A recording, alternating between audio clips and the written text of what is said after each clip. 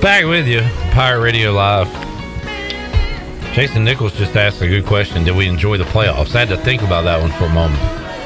Good. I mean, as good as you could. Yeah, I kind of wanted to see the other teams win that didn't win. So you both want to see Detroit and Baltimore. But I like San Fran. I've found that a lot of people don't. I think it was more they wanted to see the lines, because I saw a lot of stuff on social media yesterday about, like, they did a map of the United States, and it was like this little block's rooting for the Niners, this little block's rooting for the Chiefs, and the rest of the country's rooting for both to lose. Like, I didn't know the Niners were that hated, but maybe it's more so Lions love. Everybody got on that Lions bandwagon. Well, that's the underdog, right? Yeah. Everybody likes to cheer for an underdog. Before I forget, we got to get to we got some Jason Nichols news. We got some championship fallout. But Chandler, we were talking during the break, and I said, hey, man, did you ever watch The Sopranos? And you said you watched a little bit of it, right, back in the day? Yeah, I watched some. I was watching it pretty much all weekend, like just kind of a rewatch. Did you ever watch it, Jason? I watched a little bit of it. Yeah. So Chandler said, it's funny you bring that up. Why is that funny that I asked you? Oh, it's funny how?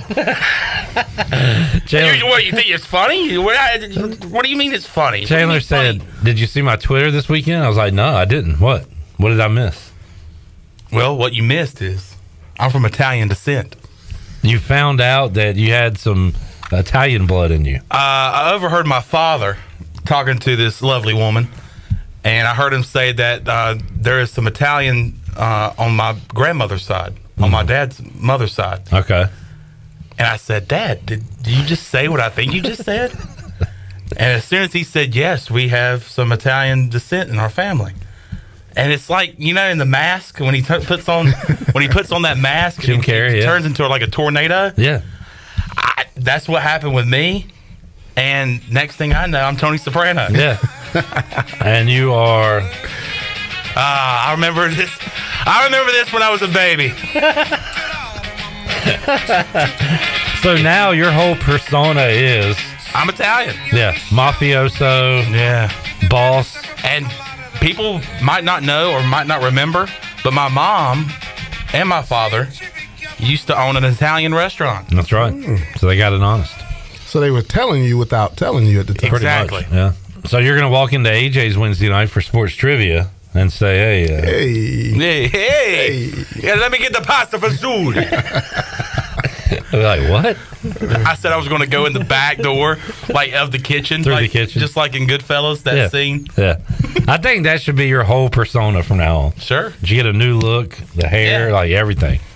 A suit. The shirts that Tony Soprano wore. The button-ups. The button-ups, the short sleeves. Yeah.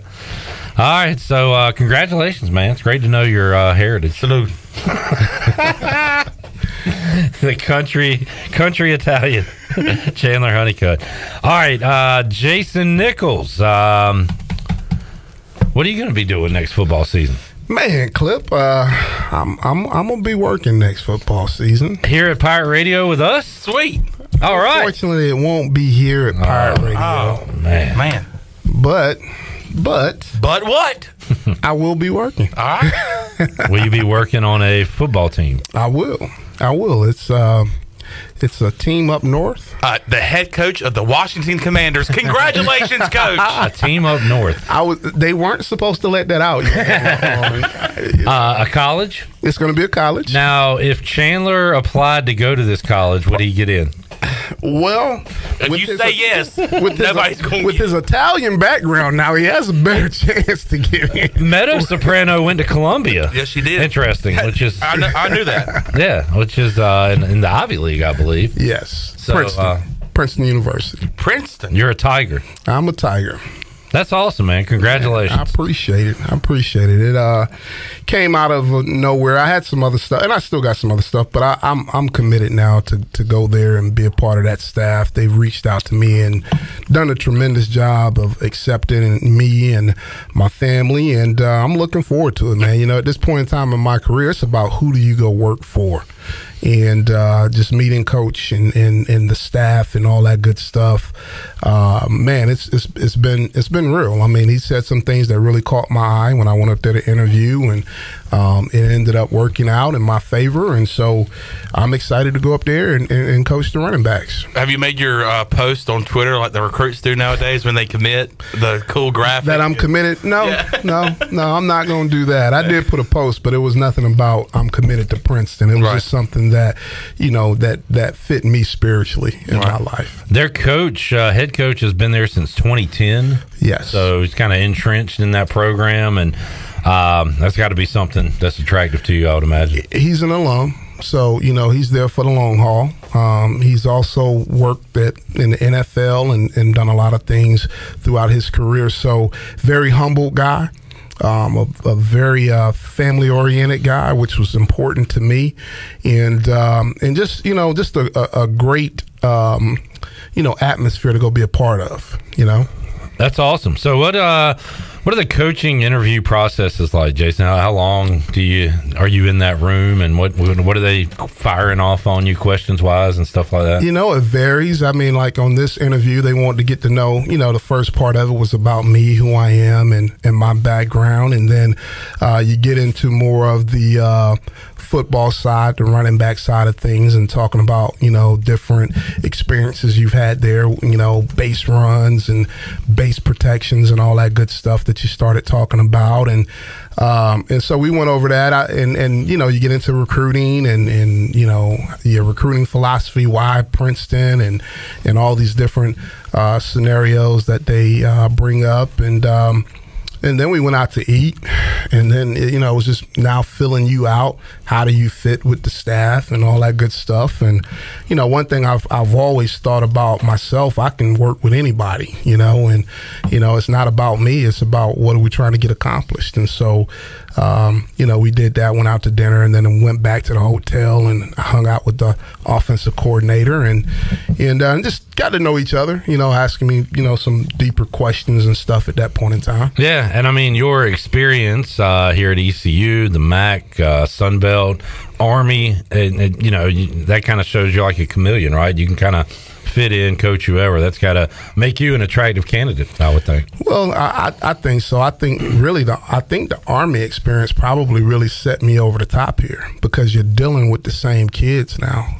It's just now they don't have the military commitment that they do when they go to the West Points and the naval academies and places like that. But pretty much a very intellectual kid that you got to be ready to go and coach up and motivate those guys. If you can work with us, you can work with anybody. You guys are pretty easy to work with, Chan. Trust me, I done been around some guys. It's not as easy to work with, man. There's a lot of egos in football. Chandler, can you set them up with any of your people up in New Jersey? Some spots to eat, I know maybe? some people. I know some people. From your background? If you ever have any trouble, just let me know. Jamie is asking about how old is Princeton football? He said Harvard, Yale old. So it's pretty old, right? It's pretty old. Let's see. A lot of national championships back in the early years. Like 1869, they have a claimed national championship. So that is going back quite a ways. Both Mike and Jamie saying congratulations to you, Coach Nichols. He said go watch some Princeton lacrosse. Mike's a big lacrosse guy. I guess lacrosse is big up there. I did look up tried to look up some famous Princeton football alumni. Didn't really see anybody that I noticed, but there is a guy that you can hear on Pirate Radio during the playoff weekend, Ross Tucker. Oh, yeah. Went to Princeton and played football there. Hear him quite a bit, yeah. Okay. Jamie says ECU is the Harvard of Eastern Carolina. Well, maybe. I don't know. But, yeah, so the type of athlete you'll be working with, you say, is comparable to Army. Also, at that level, Coach, do you not have as much of the NIL portal stuff? No. Yeah. You don't. And that was a good thing, too. Right now with the craziness that goes on, that I'm afraid of it or don't want to be a part of it, but man, just one less thing you got to worry about as a coach. I can go coach and go recruit, and listen, when you come here, the payoff is not in the NIL. The payoff when you come to Princeton is what's going to happen after you get that degree. Yeah. No doubt. And that is FCS. FCS. Yeah. So you, hopefully we'll see you in a playoff next year. Well, they do not go in the playoffs. Ivy League does not participate in the playoffs. Do they just play a regular season? They just play a regular season. I was going to say, because I noticed that the records for the head coach there, it was only like 10 games a year. Mm-hmm. Oh, okay. Yeah. So you can win a conference championship. You can win a conference championship. There you go. Yeah. So, I mean, it does kind of feel like bare bones football, which is what you want, right? I get to go coach, and then I can be home by Thanksgiving. You'll take that. You'll absolutely take that. Jason Nichols joining us here inside the Pirate Radio studios.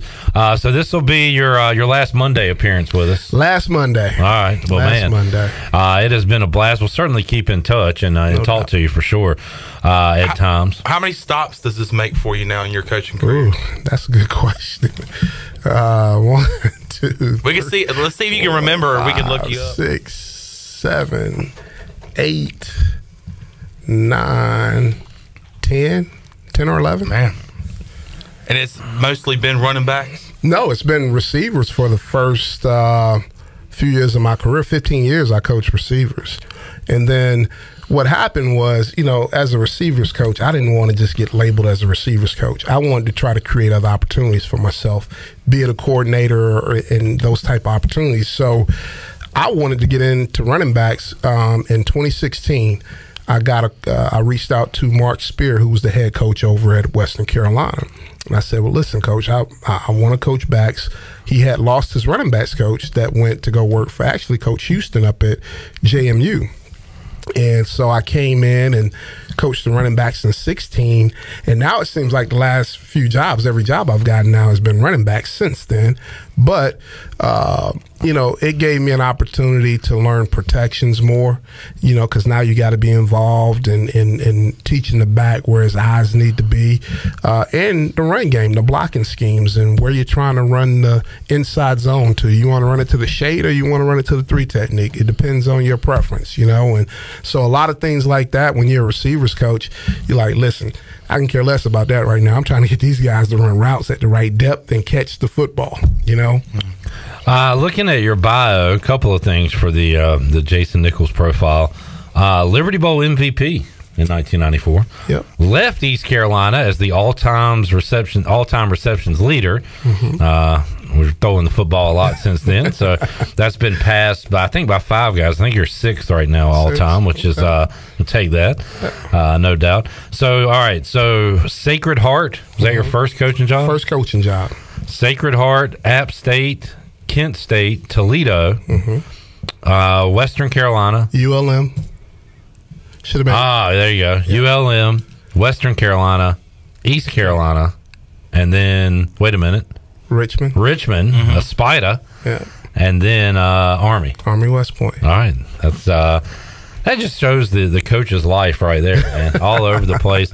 But hey, we're happy for you, man, getting back into it. The only good thing is I've been on the East Coast. I've tried to stay on the East Coast now. Outside of the MAC spot, you've been pretty much on the East Coast. And even then, like Toledo, I know they call that the Midwest. It's more of an East Coast feel.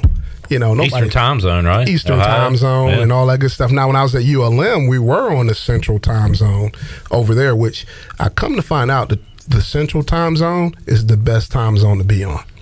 Because now you can stay up and watch Monday Night Football. Yeah. And you gain an hour to where, like here, it's like you're going to bed at 11:30, 12 o'clock at night sometime. NFL games starting at noon is pretty cool, too. So you got the noon kickoff and then the 3:30-ish kickoff.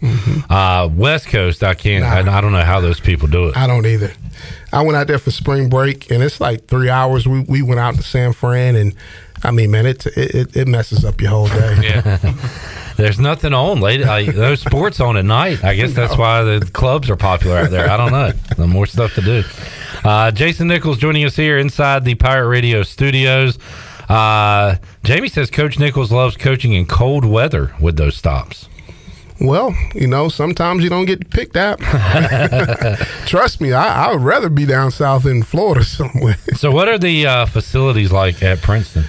they're nice. They got, it comes from money. And then he talked about some new things they got going on too. That they're building a new athletic center and all that good stuff too. So, but not bad. I was pretty impressed with it.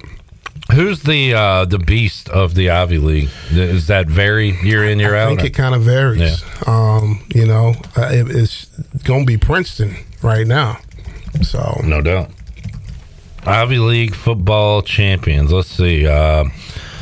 Last year it was Yale and Dartmouth and Harvard all went 5-2. Princeton had a share of the title last in 2021 at 6-1, 9-1 overall. Yale, Harvard, I'm seeing quite a bit. Dartmouth in 19, Penn in 16. So yeah, I guess it does go back and forth. Dartmouth has the most titles with 21. Princeton has 13 championships. So that'll be fun to follow. I got to admit, I've never really followed Ivy League football. So now I'll have a rooting interest. I'll get some cool orange and black Tigers gear and be repping the Princeton Tigers. Let's take a break. We'll come back more with Jason Nichols. We'll talk about Championship Sunday and more when we return. Pirate Radio Live. All right, back with you, Pirate Radio Live. Clip Rock, the Italian Stallion, Chandler Honeycutt, and soon to be running backs coach for the Princeton Tigers, Jason Nichols. Exciting news, as unfortunately Coach Nichols won't be on our Bud Light pregame tailgate and U.S. Sailor fifth quarter call-in show, but he'll be back where he belongs and where he needs to be, on the sidelines or in the booth. You sidelines or booth? Do we know that yet, Coach? Don't know that yet. We'll figure that out at some point. Over your coaching career, which one do you prefer? Honestly, I do prefer the sideline. I was upstairs in the booth here my first year, or my second year. I think I was up in the booth. And then some other places at ULM, I was up in the booth for a couple of those years there. But it's something different when you're on the ground, because now you can look in their eyes and, truly get your point across to people rather than trying to say, hey, go tell such and such to, you can do it yourself. Get some of your questions in. Jamie said he's got some tough questions for Jason today, since this is his last in-studio appearance. But first, Eric says, you were talking about Princeton alums earlier, Chandler. He said, everyone loves Princeton's most notable alum, Carlton Banks. I didn't know Carlton went to... I thought they went to At least that's where he really wanted to go. He went to some other school out in California. Yeah, because Will played basketball on L.A. They were the Peacocks. Yeah, that's right. That's where he really wanted to go to school, was Princeton. Okay. Uncle Phil went to Princeton. There you go, Philip Banks. All right, question one. What are you doing in the 2 fourth quarter, fourth down calls for the Lions? So they gave you play calling duties. Ooh. Well, maybe you say, first of all, do you go for those? Yeah. There was one time I said I thought I would have kicked it to tie it up. Was that that would have been the second one? Yeah. The second one. Yeah. Because the first one they were up 14. Yes. Didn't get it. Second one they were down 3. Correct. So I would have went for it and at least to tie the game up and try to put it in overtime. But I understood the first one, because you know what? That's been their identity all year. And I'm not afraid to go for it. But sometimes you got to judge that off your gut feeling. How is everything going? And at that point in time, everything was going good for them. Right. Yeah. So okay with one, maybe not so okay with the other one. He says, pick one in your prime to start a team, Brady or Mahomes. Ooh, that are some good questions. You know what? I would probably go with Patrick Mahomes. And the reason why is because if you're telling me to pick them now and they're both in their prime, Patrick Mahomes can escape and create plays and make them larger than what they are. That's just by sitting in the pocket. On a side note, we'll get back to that more. You know who else can create and escape? Brock Purdy. Man. Yeah. The killed him. Shaquille O'Neal meme. I was unfamiliar with your game. I've been on the Brock Purdy. A lot of guys could go in and do what Brock Purdy's doing with that 49ers team, but that was really impressive yesterday. The comeback, him making plays on third and long, things like that. Breaking tackles. Yeah. There was a couple times he should have got sacked, and he was able to break a tackle, keep composure, find a guy downfield. Yeah, extended the plays. Yeah.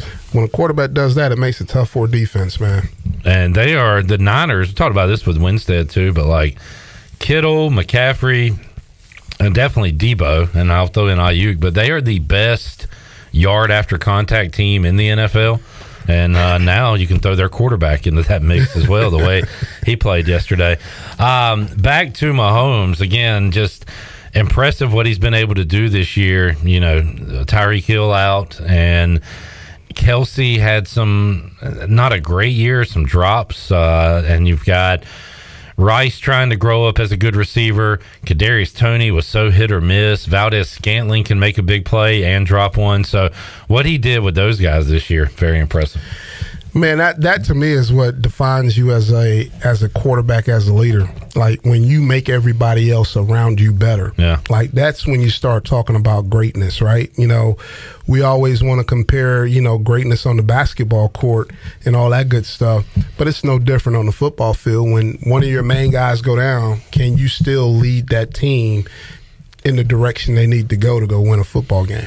Glenn put his X's and O's hat on the day and said he gave out his MVPs to Chris Jones and Steve Spagnuolo, the defense for Kansas City, because he kind of compared it to a UFC fight where Kansas City, not that pretty to watch. They are the ground and pound submission kind of, and Baltimore likes to kind of throw haymakers or whatever.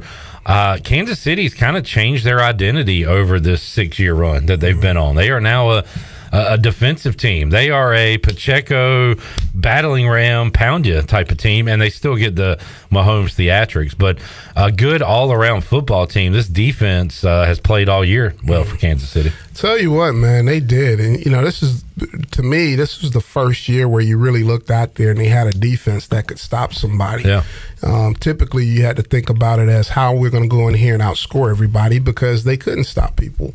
So that's a good job on Kansas City understanding that and building that defense to where, hey, if we're going to be consistent, we got to stop people too. And so they did a great job of that yesterday. Chad said commentators still called Purdy not that athletic even after his big runs.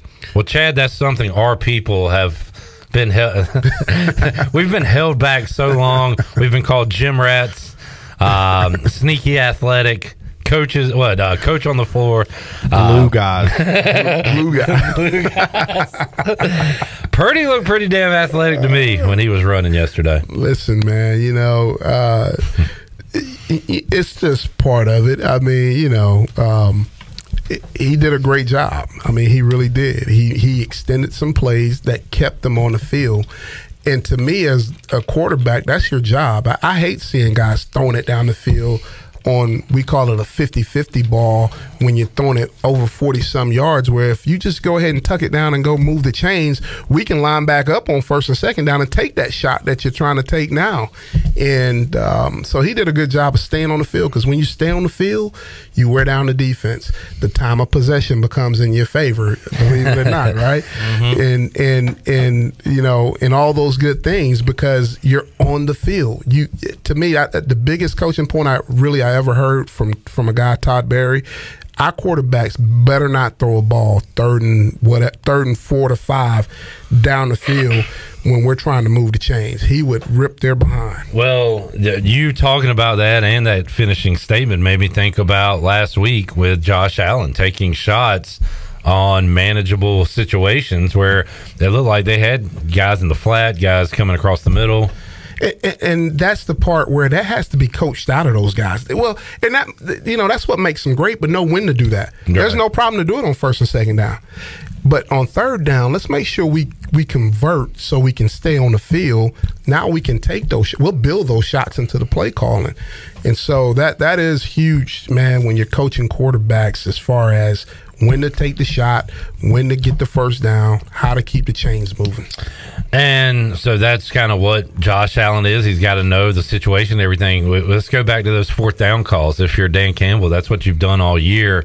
Do you coach any different in the playoffs? Like, what did you think about, not what would you do, but what did you think about what Dan Campbell did? Should he have mixed things up? in the playoffs. Hindsight's always 20/20, right? So right now I look at it probably a little bit differently if they would have made those first downs. Sure, yeah.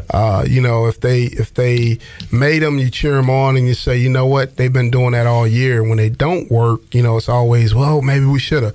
I did think I would have went for the tie on that second one. Yeah. I would have said, look, the first one I gave it to y'all, right? And we went for it. We didn't get it. This next one, we got to kick the field goal and let's at least tie this ball game up, because now that puts the ball back in their court. They have to go down there and try to go score and move the ball and all that good stuff too. Unfortunately, they did, right? Then they go back down and score a touchdown running the football with, the running back. McCaffrey. Yeah. Yes. So. And, it got away quick.